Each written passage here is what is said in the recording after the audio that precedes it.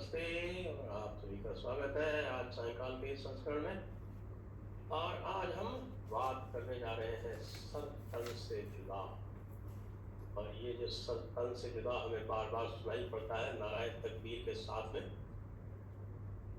इसके पीछे दर्शन क्या है, इसकी फिलॉसफी क्या है, इसके फंडामेंटल्स क्या है, आइए भरत गुप्त जी से साक्षात्कार करते हैं और उनसे पूछते हैं सर तन से जुदा के बारे में वे क्या सोचते हैं। आपका स्वागत है प्रोफेसर भरत गुप्त जी। इसकी फिलॉसफी क्या है, इसके फंडामेंटल्स क्या है, आइए। हाँ, प्रणाम संजय जी, आपका बहुत बहुत धन्यवाद मुझे ये अवसर देने के लिए अपनी चैनल पर। और आप अक्सर मुझे ये अवसर देते रहते हैं और मैं आपके श्रोताओं को कुछ न कुछ अपने समझ से बताता रहता हूँ। आज का जो विषय है संजय जी, वो वास्तव में बहुत गंभीर है। मैं ये मानता हूँ कि ये विषय लगभग एक टर्निंग पॉइंट है भारत की हिस्ट्री में। ये इतना मासूम सी कोई घटना नहीं है जो हो गई, जैसे कि शोर शराबे होते हैं आजकल, राजनीतिक उठक पटक होती है। ये सिर्फ इतनी सी घटना नहीं है कि नूपुर शर्मा नाम की बीजेपी की एक प्रवक्ता ने टेलीविज़न पर कुछ कह दिया और उसके बारे में कोई बहुत बड़ी रिएक्शन हो गई, राजनीतिक रिएक्शन हो गई। मैं समझता हूँ ये इससे बहुत अधिक बड़ी और गंभीर बात है। और उसकी गंभीरता को प्रकट करने के लिए अभी 4 दिन पहले एक घटना हुई है कि बरसों बरसों बाद, मैं समझता हूँ 30 वर्ष से अधिक बाद, सलमान रुश्दी के ऊपर हमला हुआ है। तो वो सर तन से जुदा करने की इस आवाज़ का एक हिस्सा है। अधिकांश लोग तो ये मानकर बैठे थे कि बात अब बहुत पुरानी हो गई। जिन लोगों ने उसके लिए कॉल दी थी और वो कई $मिलियन का प्राइज़ दिया था ईरान के खमैनी ने, वो भी बहुत पुरानी बात हो गई और इसको भूल जाना चाहिए। लेकिन वो सच हमारे सामने आ गया, वो आइडियोलॉजी हमारे सामने आ गई। ये एक मात्र नारा नहीं है। जो लोग सोचते हैं कि सर तन से जुदा और उसके साथ नारा-ए तकबीर, ये सिर्फ एक पॉलिटिकल एजिटेशन है या ये सिर्फ कुछ लोगों की भावनाएं आहत हो गई हैं तो इसलिए ऐसा नारे लगाए जा रहे हैं और इतना आक्रोश हो रहा है, अपनी धार्मिक भावनाओं को, आहत भावनाओं को प्रकट करने के लिए, तो अगर हम ऐसा सोचते हैं तो हम अपने आप को एक संजय जी भुलावे में रख रहे हैं। ये जो कुछ हो रहा है ये एक बहुत वेल प्लान्ड चीज़ है। इसके बारे में बहुत चर्चाएं हो चुकी हैं कि नूपुर शर्मा के केस में क्या हुआ और फिर उसके बाद कितने कत्ल हो गए।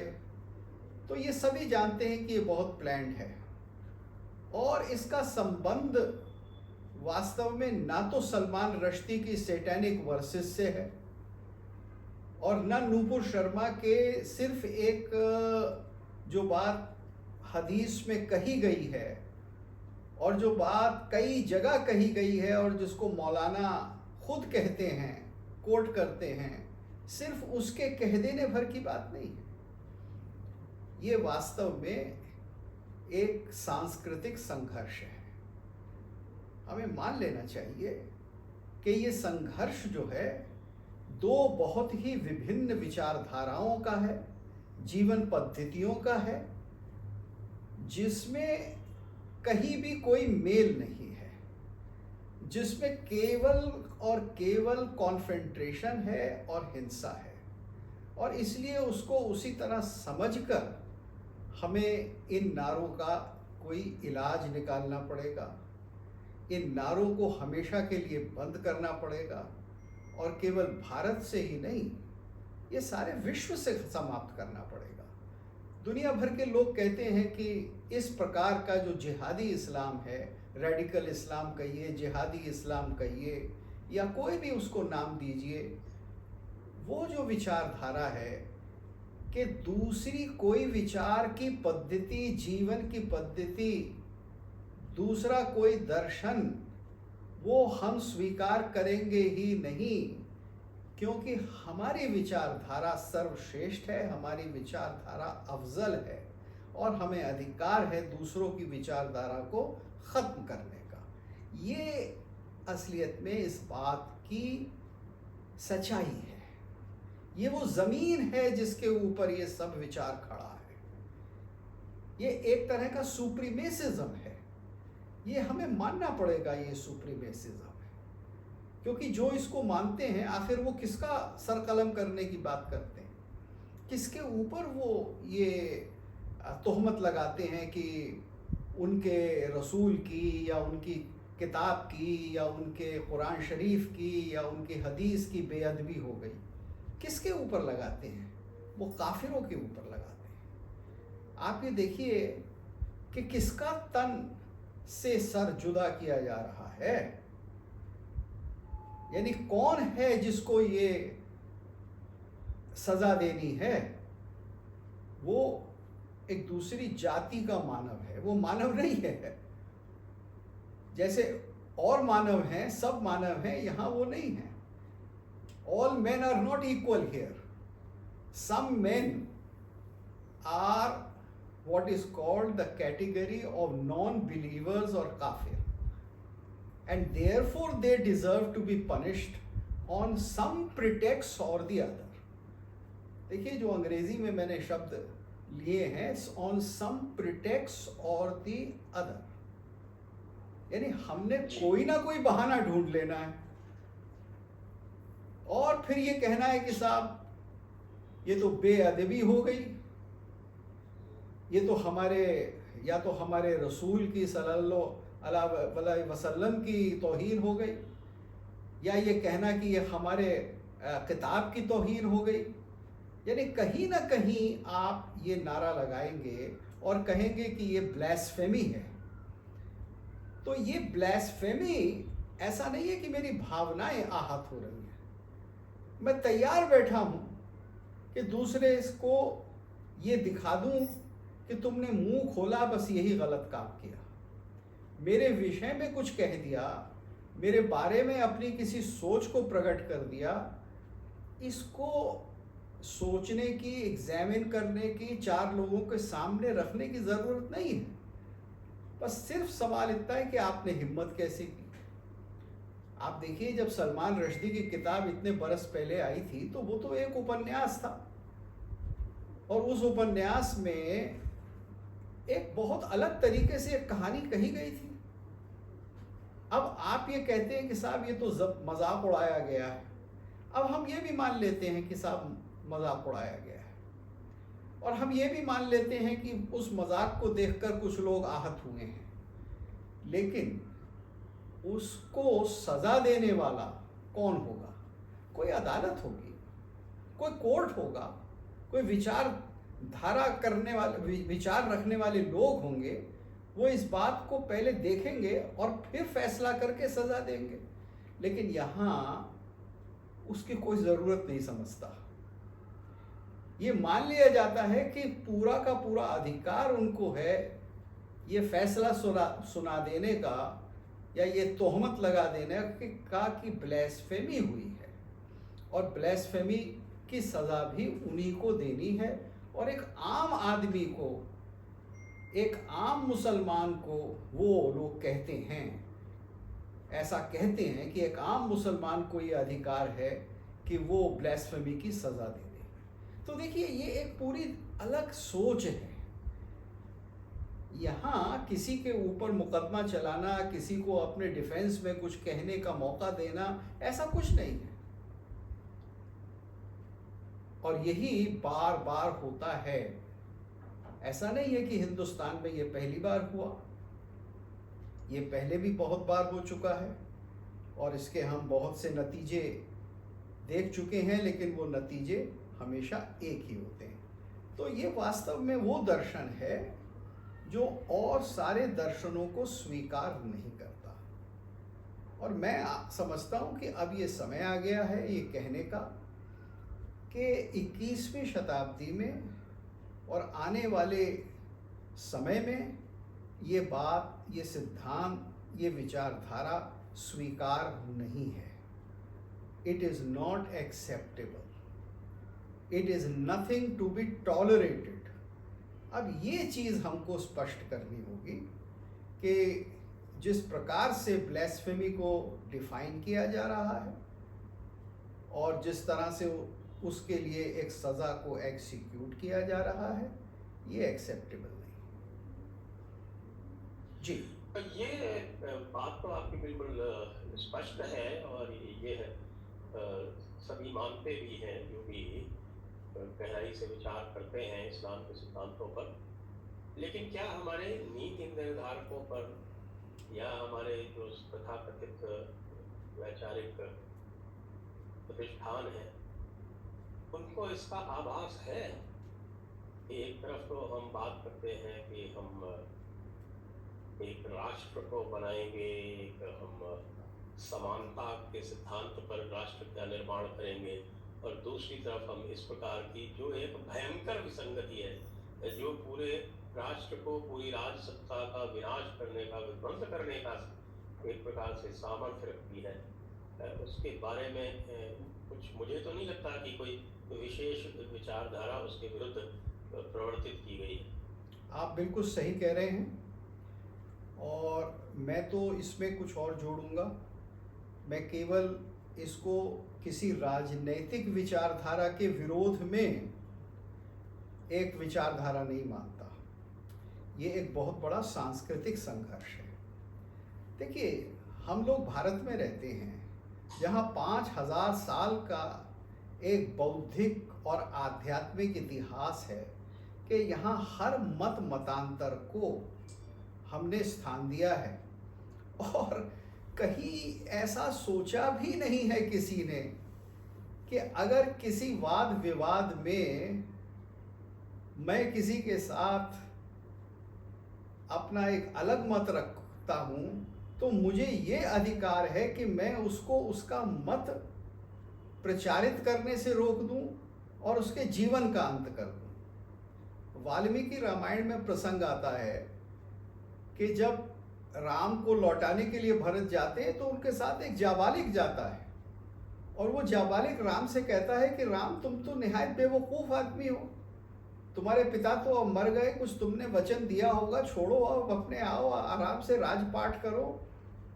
वो ये सारी इस प्रकार की बातें कहता है जो कि आज हमको बहुत ही क्षुद्र और राम जैसे उच्च चरित्र वाले व्यक्ति को समझाने का एक ऐसा हास्यास्पद प्रयास लगेंगी। लेकिन वाल्मीकि ने तो उस मत को लिखा है। वाल्मीकि ने जाबालिक ने क्या कहा उसका पूरा विवरण दिया है, उसका तर्क वितर्क दिया है। तो अब आप सोचिए कि यहाँ तो इस बात को माना जाता है कि आप अपना मत रखिए, आप अपना विरोध करिए, आप मेरे मत का खंडन करिए और अपने मत की स्थापना कर सकते हैं तो करिए। अब जिस संस्कृति में हम जी रहे हैं, जिस संस्कृति के सहारे से हमने अपने आप को जीवित रखा है, अपने दर्शन, कला इत्यादि को, अगर हम ब्लेस्फेमी का कानून, किसी भी प्रकार से ब्लेस्फेमी का कानून इस देश में मान लेते हैं या ब्लेस्फेमी को मानने वाले, ईश निंदा को मानने वालों की बात तक को मानते हैं, तो मैं समझता हूं वो आत्मघाती होगा। ये बात देखिए, ना तो कांग्रेस सरकार के ज़माने में थी जब सैटेनिक वर्सेस के ऊपर बवाल हुआ और खुशवंत सिंह ने इंदिरा गांधी से कहा कि इसको बैन कर दो, तो इंदिरा गांधी ने तुरंत बैन कर दिया। राजीव गांधी का सर, हाँ, क्षमा करें, राजीव गांधी ने तुरंत उसको बैन कर दिया। 1988। जी हाँ, बिल्कुल। और अब देखिए आज भी वही हुआ ना कि कुछ छोटे मोटे देशों ने धमकाया हमें कि हिम्मत कैसे हुई आपकी पार्टी की एक महिला की कि एक हदीस का जिक्र कर दे या इस बात का जिक्र कर दे कि बुराक घोड़े के ऊपर बैठकर आसमान पर, 7वें आसमान पर कौन गया था, इसका कोई जिक्र कर दे। ये हिम्मत कैसे हुई? तो हमने यानी बीजेपी ने खौफ में आकर, जिस खौफ में राजीव गांधी थे उसी खौफ में बीजेपी ने आकर नूपुर शर्मा को एक तरफ कर दिया। तो आप बिल्कुल सही कह रहे हैं कि हमारे देश के जो कर्णधार हैं, वो राजनीतिक हैं, सांस्कृतिक हैं, सब कुछ हैं, कर्णधार हैं, सारी जिम्मेदारी उन पर है आज की तारीख में, या जब भी वो चुनकर जो भी आते हैं उन पर होती है। वो इस बात को नहीं समझ रहे कि ये एक सांस्कृतिक संघर्ष है, ये जीवन मूल्यों का संघर्ष है। आप किसी कीमत पर भी इस प्रकार के मूल्यों को स्वीकार नहीं कर सकते। आपको उन्हें सिरे से नकारना होगा, हिम्मत के साथ नकारना होगा और ये कहना होगा कि हमारी संस्कृति में इस प्रकार की अवधारणा, जिसे ब्लास्फेमी आप कहते हैं, उसके लिए कोई स्थान न रहा था और न है और न होगा। लेकिन उसके लिए तो पहले यह स्वीकार करना पड़ेगा कि हमारी मूल संस्कृति क्या है। इस समय तो संस्कृति की भी बात आती है तो ये कहते हैं कि हमारी साझा संस्कृति है, जैसे कि इस्लाम भी कोई संस्कृति लेकर आया था। नहीं, देखिए, मैं कहता हूँ कि हमारी संस्कृति क्या है, इस पर बहस की क्या आवश्यकता है। हमारे जो सैकड़ों हजारों ग्रंथों की माला है, यानी ऋग्वेद से लेकर महर्षि अरविंद की रचनाओं तक, उसमें अधिकांश ग्रंथ क्या कहते हैं। हाँ ठीक है, कहीं कुछ इस्लाम की भी कई के कुछ ग्रंथ होंगे, और मैं तो नहीं समझता कि इस्लाम के वो कौन से ग्रंथ हैं जिनके भारत भूमि पर रचना हुई और जो मौलिक हो और जिनको विदेश में लोगों ने स्वीकार कर लिया हो। तो अगर हम अपनी परंपरा को देखते हैं तो उसमें तो वही ग्रंथ और वही विचार और वही सनातन धर्म आता है। आलमगीरी है ना जी आलमगीरी है। चलिए, मैं तो आपके मस्खरेपन की दाद दे रहा हूँ कि फतवाए आलमगीरी जो है वो भारत का कोई मौलिक ग्रंथ है। बिल्कुल, हमारे हजरत ओवैसी ने कहा था। अब चलिए, मैं उनके मस्खरेपन की भी दाद दे देता हूँ मैं उनके भी मस्खरेपन की दाद दे देता हूँ। देखिए, हमारी परंपरा क्या है इसमें, और हमारा राष्ट्रवाद भी क्या है, इसमें कोई संशय नहीं है। ये अब हमारे मनीषी जैसे श्री अरविंद, जब वो 1 वर्ष के बाद उत्तरपाड़ा जेल से निकल कर आए तो उन्होंने कहा भारतीय राष्ट्रवाद क्या है, व्हाट इज इंडियन नेशनलिज्म, और उसमें उन्होंने स्पष्ट कहा कि इंडियन नेशनलिज्म है सनातन धर्म, और ये सनातन धर्म केवल भारत के लिए नहीं है, जमीन के इस टुकड़े के लिए नहीं है, ये समग्र विश्व के लिए है। अब आज जो लोग बात करते हैं विश्व गुरु बनने की या राष्ट्र को विश्व गुरु बनाने की, और मैं उनका सम्मान करता हूं, उन सबका, मैं मोदी जी का सम्मान करता हूं, अत्यंत सम्मान करता हूं। मैं उन लोगों का भी सम्मान करता हूं जो ये कहते हैं कि भारत एक हिंदू राष्ट्र है। मैं स्वयं मानता हूं कि भाई ये तो हिंदू मेजॉरिटी राष्ट्र है, इसकी सारी आत्मा, इसका सारा चरित्र, इसकी सारी अवधारणाएं वो विशुद्ध हिंदू हैं। और हमारे मनीषी जैसे श्री अरविंद वो सब कह चुके हैं कि सनातन धर्म है ये, और सनातन धर्म का बड़ा स्पष्ट अर्थ है कि ये केवल भारत ही नहीं, ये सारी विश्व के लिए है। वो इतना तो जो लोग ये कहते हैं कि यहाँ विश्व गुरु भारत को बनाना है, जो ये कहते हैं कि सनातन धर्म का और संस्कृति का उत्थान होना है, वो ये कैसे स्वीकार कर रहे हैं कि यहाँ इस बात पर भी चर्चा हो सकती है कि ईश निंदा के विरुद्ध कानून बनाइए। ईश निंदा भी कोई चीज होती है?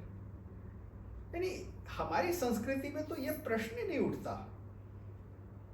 हमारे तो जितने आचार्य हैं वो तो इस बात की भी चर्चा करते हैं कि हमारे जो भगवान हैं, हमारे जो अवतार हैं, हमारे राम और कृष्ण जो अवतार स्वरूप हैं, उनके चरित्र में भी बहुत सारी ऐसी चीजें थी जिनके बारे में टिप्पणियां हो सकती हैं और निंदा हो सकती।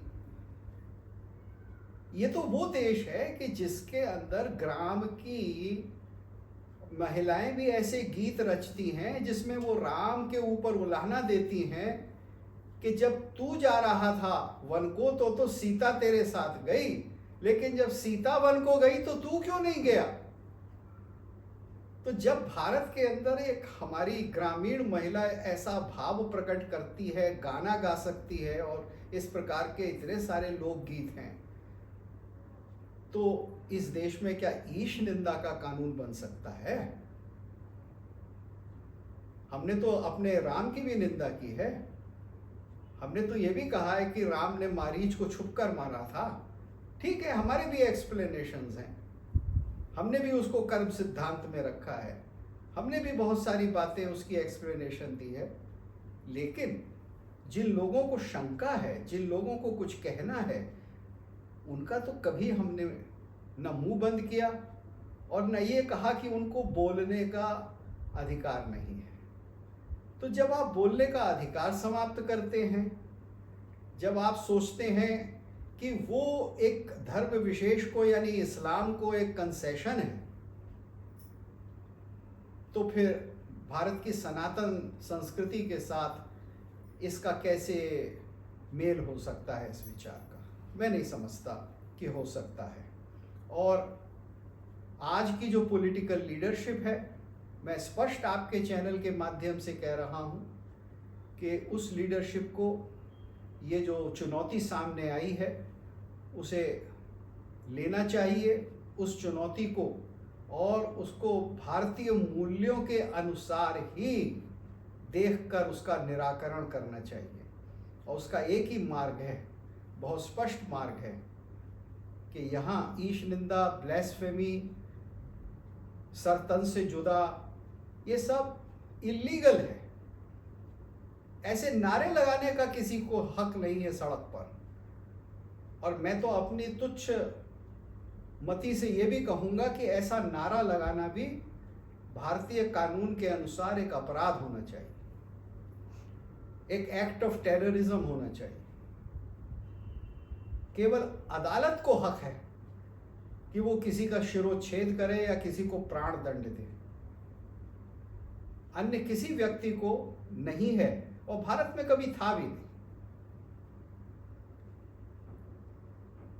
जी जी, आप बिल्कुल सही कह रहे हैं कि जो हमारी परंपरा है वो परंपरा हमारे न्याय शास्त्र के अनुसार, हमारे प्रमाण शास्त्र के अनुसार और हमारे काल बोध के अनुसार जब हम उसके अनुसार जब चलेंगे तो उसकी परिणति तो एक सर्वसमावेशी और सर्वग्राह्य पद्धति के रूप में ही हो सकती है। लेकिन जब बाहर की पद्धतियाँ आती हैं जिनका कालबोध सीमित है, जिनका न्याय शास्त्र जो है वो शुरू से लेकर अंत तक द्वंद्व में ही है, बाइनरी जिसको बोलते हैं, और जिनका प्रमाण शास्त्र सिर्फ किताब के ऊपर आधारित है, तब फिर ये जो जिसको हम कहें कि एक आपस का ये क्लेश तो स्वाभाविक ही है, वो तो होकर ही रहेगा।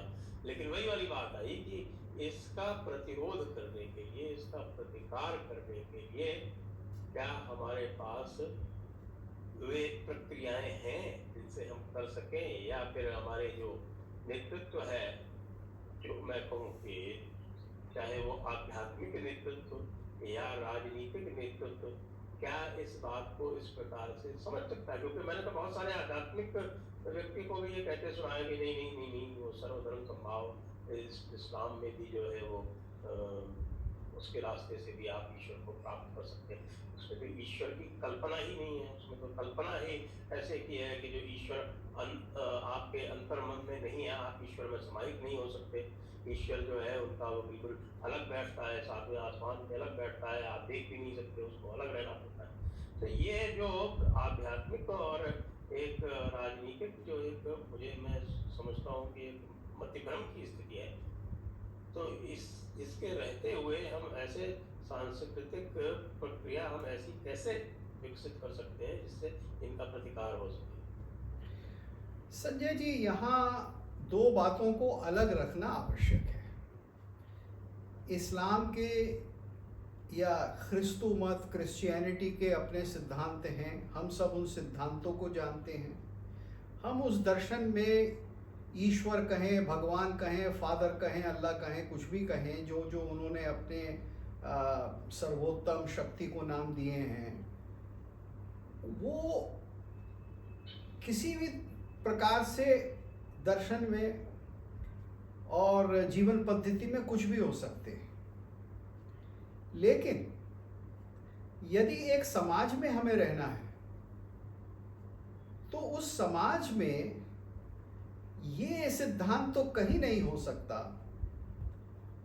कि जो मैं कहता हूं और जो मैं मानता हूं वो ही सबको मानना पड़ेगा। ये सिद्धांत तो नहीं हो सकता। ये सिद्धांत ना हिंदू का हो सकता है, ना मुसलमान का, ना क्रिस्तानी का, ना मार्क्सिस्ट का, ना कैपिटलिस्ट का। ये तो फिर एक जबरदस्ती है। ये कोई दर्शन नहीं है, ये कोई सामाजिक सह अस्तित्व नहीं है। जो लोग ये कहते हैं कि इस्लाम के कारण हमें ब्लास्फेमी का लॉ मान लेना चाहिए और इससे सह अस्तित्व हो जाएगा, तो मैं उनसे पूछता हूं कि सह अस्तित्व कैसे हो जाएगा?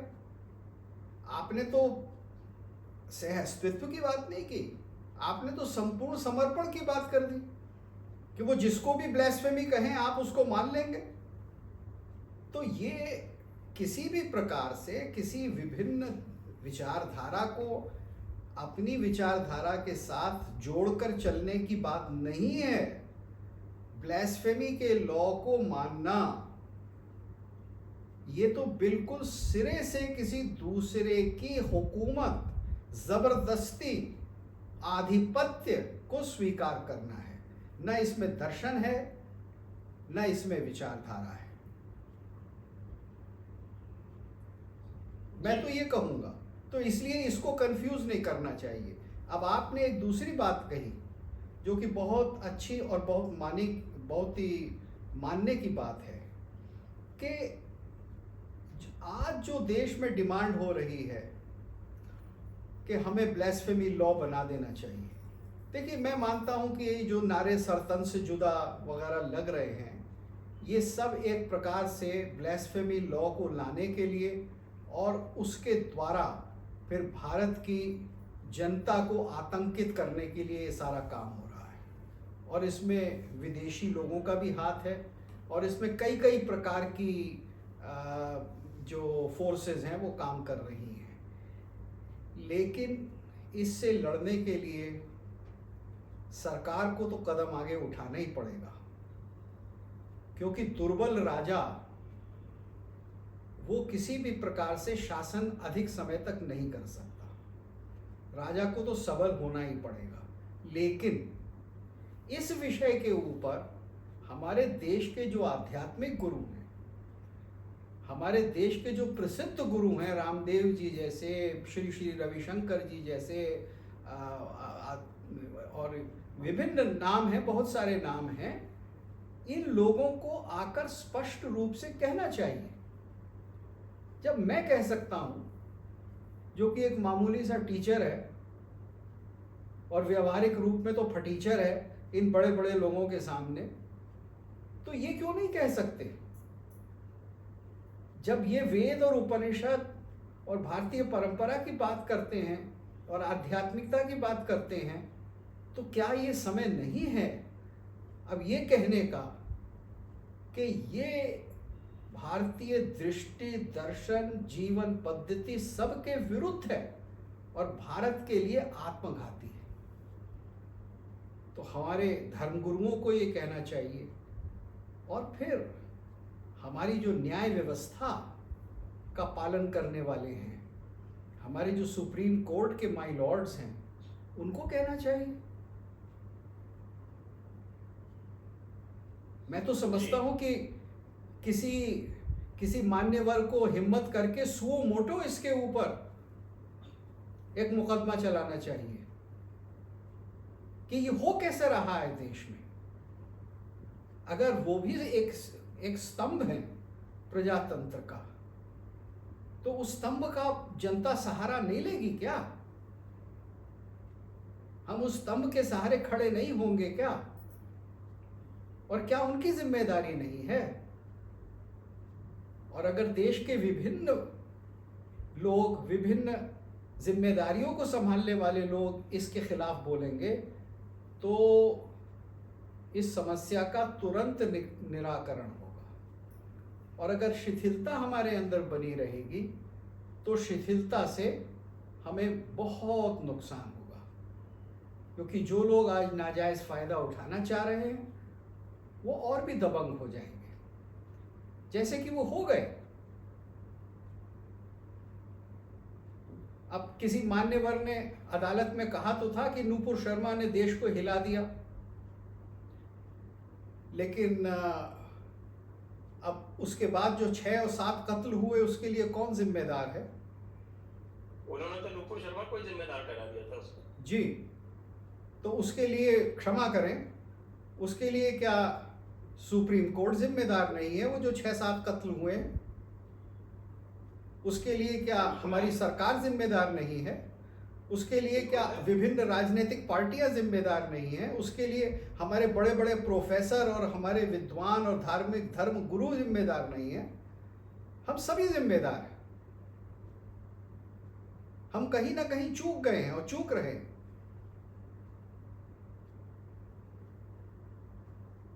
जी, तो ये बताएं कि ये जो स्थितियाँ आजकल जो बनी हुई है, तो ये इससे पहले मैं दर्शकों से अनुरोध कर लूँ कि आप अपने प्रश्न पूछ सकते हैं भरत गुप्ता जी से, और आप अवश्य पूछें ये प्रश्न। वीडियो को भी शेयर करें, लाइक करें और चैनल सब्सक्राइब करें और हमें सपोर्ट करें। जाकर लिंक्स देखें जो डिस्क्रिप्शन में दिए हुए हैं। तो मैं ये कह रहा था कि ये जो इसकी जो प्रतिकार प्रतिरोध की जो प्रक्रिया है जी, उसके लिए जो एक अप्रोच चाहिए, एक प्रोफेशनल अप्रोच या इंस्टीट्यूशनल अप्रोच जो चाहिए, उसके प्रति तो मुझे किसी भी प्रकार की जागरूकता नहीं दिखाई पड़ती। और जो बड़े बड़े संगठन हैं, मैं उदाहरण ले लेता हूँ, आरएसएस जैसा संगठन है, उसको वो तो पूरी तरह से भ्रमित दिखाई पड़ता है इस पूरे प्रश्न में। जी हाँ, आप बिल्कुल ठीक कह रहे हैं कि जितने भी जिनको इदारा कहें, इंस्टीट्यूशंस कहें, वो इस विषय के ऊपर विचार करके अपना कोई मत नहीं दे रहे। देखिए, मैं एक चीज़ अपनी बुद्धि से कह रहा हूँ कि इसका हल केवल कानूनन नहीं है। अगर कोई कहे कि देखिए एक लॉ बना दीजिए कि किसी को ये अधिकार नहीं होगा कि ब्लास्फेमी का चार्ज लगाकर किसी की हत्या कर दे या उसके ऊपर मुकदमा चला दे, अगर आप कोई ऐसा एंटी ब्लास्फेमी लॉ भी बना देते हैं, तो मैं नहीं समझता कि उससे इस समस्या का निराकरण हो जाएगा। हाँ, ऐसा लॉ बनना चाहिए, ये तो मैं आज भी कहता हूँ, लेकिन उससे पहले एक हमें पूरा सांस्कृतिक युद्ध करना होगा। युद्ध से मैं एक पॉजिटिव बात कह रहा हूँ कि जो लोग ये अधिकार ले रहे हैं हमसे कि विचार करने का, विचार को स्पष्ट रखने का, शास्त्रार्थ करने का, अदला बदली करने का, संवाद करने का हक नहीं है, क्योंकि किसी की भावनाएं आहत हो गई हैं और इसलिए उसको ब्लास्फेमी लग रही है। अब इस सारे विचार के विरुद्ध आपको एक बहुत बड़ा व्यापक रूप से, एक विस्तृत रूप से निरीक्षण परीक्षण करके एक युद्ध छेड़ना होगा। और ये युद्ध सिर्फ इतना नहीं है कि फ्रीडम ऑफ एक्सप्रेशन, क्योंकि केवल फ्रीडम ऑफ एक्सप्रेशन का कोई मतलब नहीं होता। आप अगर कुछ एक्सप्रेस करना चाहते हैं तो वो एक मूल्य होता है। You want to express a certain value, you want to express something valuable in life, you want to express an ethos. तब अगर आप करेंगे तब आपका फ्रीडम ऑफ एक्सप्रेशन वो रेलिवेंट है। ये लड़ाई फ्रीडम ऑफ एक्सप्रेशन और रिलीजियस इंटॉलरेंस की नहीं है। ये लड़ाई है कि मुझे अपने मूल्यों को रखने का अधिकार है। मेरा मूल्य है कि मैं निरीक्षण, परीक्षण और आलोचना कर सकता हूं। मेरी परंपरा है कि मैं अपने भगवान के बारे में भी आलोचना करूं। जब हिंदू ने हजारों साल से ये अधिकार अपने पास रखा है कि वो अपने ईश्वर, ईश, भगवान, अवतार, अपने सिद्ध, अपने गुरु, उन सबके साथ मुक्त रूप से संवाद कर सकता है और अपनी भावनाएं उनके स्पष्ट रख सकता है, शिकायत कर सकता है, उलाहने दे सकता है, निंदा कर सकता है, सब कुछ कर सकता है, तो फिर वो इस पद्धति को, इस जीवन की दृष्टि को कैसे छोड़ दे? क्यों छोड़ दे भाई? किसको अधिकार है मुझसे ये कहने का कि आप इस तरह से जीना बंद कर दीजिए? क्योंकि मैं तो ये जीता आया हूं और मैं समझता हूं, और गलत नहीं समझता, सारे विश्व में मुझे इससे समर्थन है इस बात का मेरी, कि इससे मानवता का विकास होता है, इससे जो दुराग्रही लोग हैं उनका अंत होता है, इससे फेनेटिसिज्म खत्म होता है। तो ये जो एक इतनी खूबसूरत चीज है, इसके बारे में चर्चा होनी चाहिए। इसके बारे में चर्चा ये होनी चाहिए कि ये अधिकार है, ये एक सिविलाइजेशनल राइट है। आप ह्यूमन राइट्स की बात करते हैं, बहुत अच्छा है। पहली बात तो ये भी एक ह्यूमन राइट है। सेकेंडली, ये ह्यूमन राइट से अधिक एक हिंदू सिविलाइजेशन, इंडियन सिविलाइजेशन, हिंदुस्तानी सिविलाइजेशन, भारतीय सिविलाइजेशन, संस्कृति का मूल्य है। ये एक उसका अधिकार है, क्योंकि हम इसको जीते आ रहे हैं। मैं जो बात आपसे कह रहा हूं वो कोई मत नहीं है मेरा, it is not my interpretation. ये तो आप मानेंगे ना कि मैं कोई आपको अपनी ओर से इंटरप्रिटेशन धर्मशास्त्र की या पुराणों की नहीं दे रहा हूं। मैं तो केवल ये बात रख रहा हूं कि तथ्य के रूप में ये है, और इसके एक नहीं आपको सैकड़ों उदाहरण मिल जाएंगे कि हमने अपने गुरुओं को क्रिटिसाइज किया है, हमने अपने गुरुओं का खंडन किया है। अगर आप श्रेष्ठ शास्त्र देखें तो उसमें जगह जगह मिलता है कि ऐसा हमारे गुरुजी कहते थे, लेकिन हम तो ये मानते हैं, वयम तो मन्यामहे, हम तो ऐसा मानते हैं।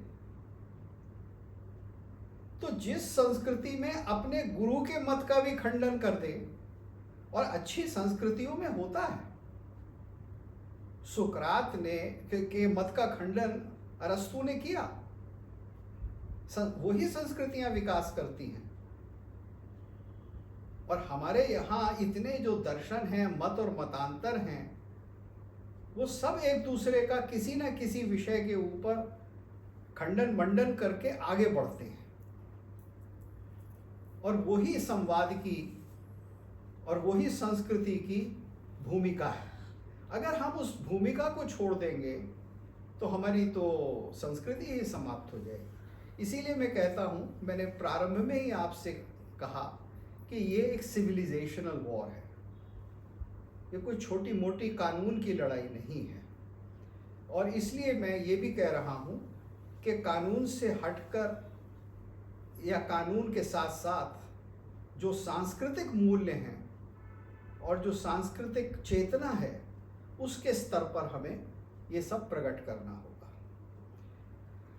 एक बात मैं और कहूँगा जी, और मैं समझता हूँ कि इसको कहने और करने के लिए केवल चर्चा से, केवल सोशल मीडिया से, केवल व्हाट्सएप से, केवल पार्लियामेंट के अंदर भाषणों से या केवल कानून से भी बात नहीं बनेगी। इसके लिए आपको संस्थान बनाने पड़ेंगे। इसके लिए इवेंट मैनेजमेंट से बात नहीं बनेगी।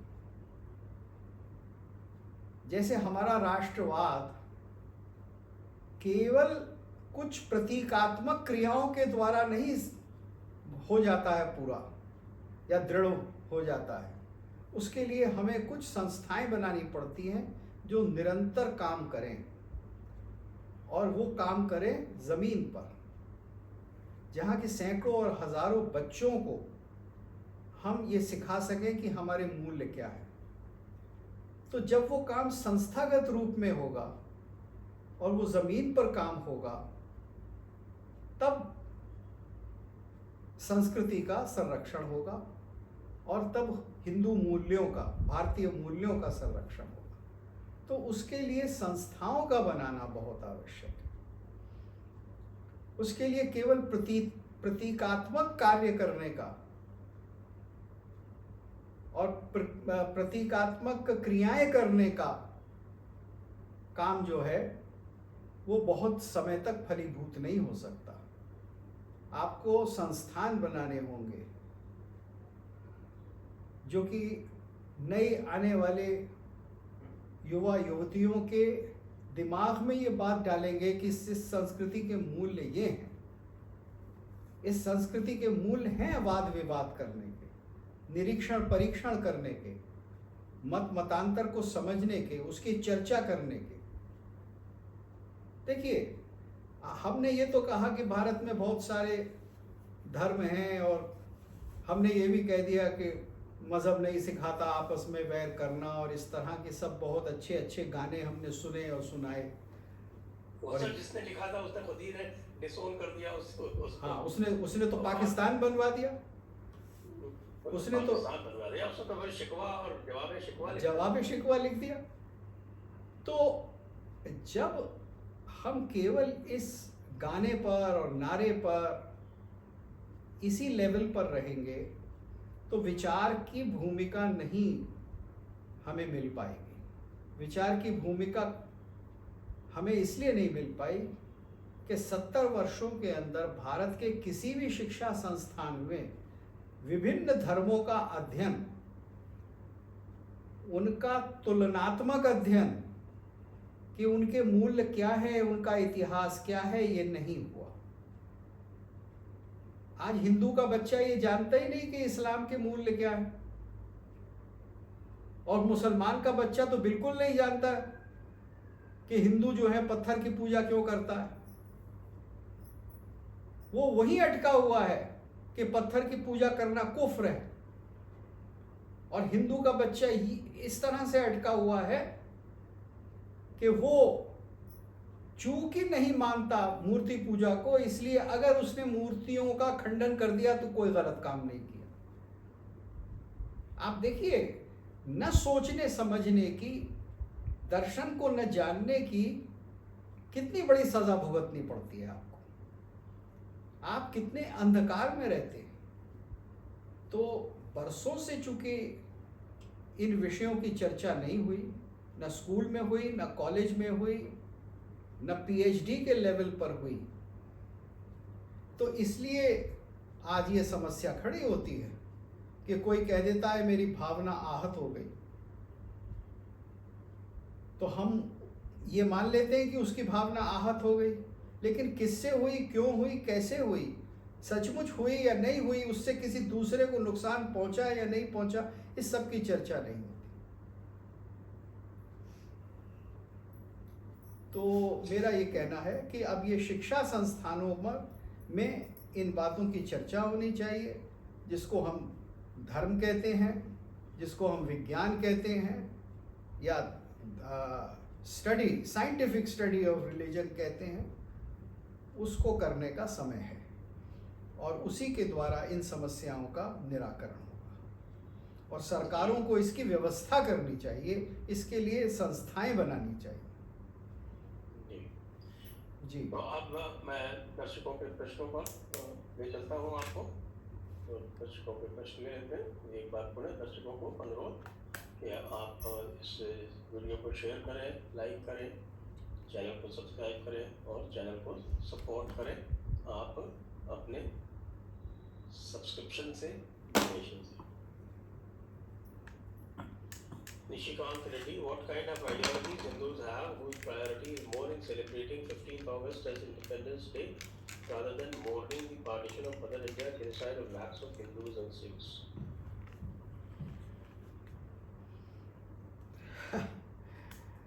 देखिए, जीवन में सुख और दुख दोनों साथ रहते हैं और साथ चलते हैं। अगर किसी बच्चे को जन्म देने में किसी स्त्री की दुर्भाग्यवश मृत्यु हो जाती है तो उसकी सज़ा उस नवजात शिशु को तो नहीं दी जाती। आज हमारा देश है, हम आज़ाद हैं, हमारा तिरंगा है, हमारा 15 अगस्त है। हमें उस उत्सव को मनाना है और साथ में हमें उस विभीषिका का भी ध्यान रखना है जिसके कारण देश का बंटवारा हुआ। हमें उन लोगों पर भी विचार करना है जिन्होंने अपने लालच में, अपनी जल्दी में देश का बंटवारा किया और उस समय कौन कौन सी गलतियां हुई और किस किस ने की, उस सब का भी अध्ययन करना है कि ये इतनी बड़ी विभीषिका क्यों हुई। उस विभीषिका पर रोना ही नहीं है, लेकिन उस विभीषिका के जिम्मेदार कौन हैं, उस इतिहास को भी बहुत अच्छी तरह खगालना है, उसको भी छानना है, छान पटक करनी है। Next.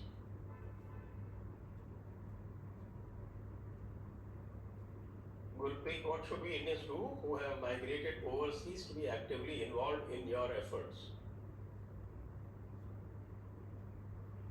नहीं, मैं समझता हूँ योर से आपका मतलब है देश के, भारत देश के, हम भारतीय जो यहाँ रहते हैं उनके। तो वो तो आप सब जानते ही हैं कि जो प्रवासी भारतीय हैं वो एक नई नागरिकता ले चुके हैं, नए स्थान पर रहते हैं, लेकिन उनका एक जीवन जो है वो भारत के साथ भी है। तो भारत के प्रति जो जिम्मेदारी है, जब आप वो निभाएंगे तो भारत के उत्कर्ष के लिए जो भी आप कर सकते हैं आप करेंगे। इसमें कोई दो चीज़ें अलग अलग नहीं हैं। जो विदेश में रहता है वो भारत का उत्कर्ष चाह सकता है और इसके अतिरिक्त भारतीय संस्कृति का प्रचार प्रसार जिस देश में भी वो रह रहा है वो करेगा अगर, तो मैं समझता हूँ वो भी भारत की एक बहुत बड़ी सेवा हो। शायद उसकी सबसे ज़्यादा ज़रूरत है। हमारे प्रवासी लोग जो विदेश में रहते हैं उनको अपनी संस्कृति का प्रचार प्रसार करना चाहिए, अपने बच्चों की खातिर भी और अपने भविष्य की खातिर भी। Okay, next, Aditya Sharma. A recent attack on Rushdie has sent clear message that these people will not change. Not sure whether Indian government will take any lessons from this attack.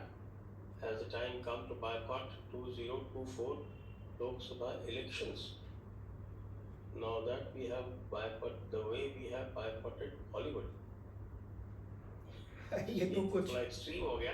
हाँ, ये पहली बात जो आप कह रहे हैं वो तो बहुत माने की है कि रश्दी के साथ जो अब घटना हुई है उससे भारत सरकार को क्या, भारत सरकार को ही नहीं, उससे हम सबको सबक लेना चाहिए कि जिहादी तत्व जो हैं वो जिहादी ही बने रहेंगे और उनका निराकरण तो केवल शस्त्र के द्वारा ही हो सकता है। जो हिंसात्मक हैं उनका प्रतिरोध हिंसा के द्वारा ही होता है, कानून के द्वारा ही होता है, कानूनन उनको दंड ही दिया जाता है। और जहाँ तक इलेक्शन की बात है और बॉलीवुड की बात है वो तो एक अलग विषय है, दोनों के दोनों। Okay, next.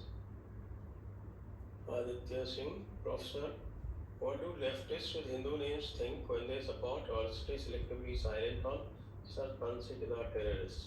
They also come under kafir category and will be killed too. Why not just stand with Hindu brethren? अब ये तो उनको समझना चाहिए, ये तो हमारे मार्क्सवादी भाइयों को समझना चाहिए कि इतिहास दिखा रहा है कि जब जिहादी एलिमेंट्स बहुत पावरफुल हुए हैं तो उन्होंने मार्क्सिस्टों को छोड़ा थोड़ा ही, उनको अपने रास्ते से साफ किया। इसके तो बहुत सारे उदाहरण हैं। Iran, बिल्कुल, nearest example. बस बहुत सारे हैं, इधर आपके फार ईस्ट में इतने उदाहरण हैं। बिल्कुल। जी नेक्स्ट, बॉबी रोहतक, धन्य है आप लोग, मन में आज सिख तिरंगा रैली देखकर गदगद हो गया, साथ में श्रीनगर में वंदे मातरम, बहुत मजा आ रहा है प्रभु। बिल्कुल मजा लेते रहिए। अच्छी बात है। जी जी, नेक्स्ट। तो इसी के साथ ये प्रश्न पूर्ण होते हैं। जी हाँ। और मैं दर्शकों को बहुत बहुत धन्यवाद देता हूँ, और भरत गुप्त जी आपको भी बहुत बहुत धन्यवाद।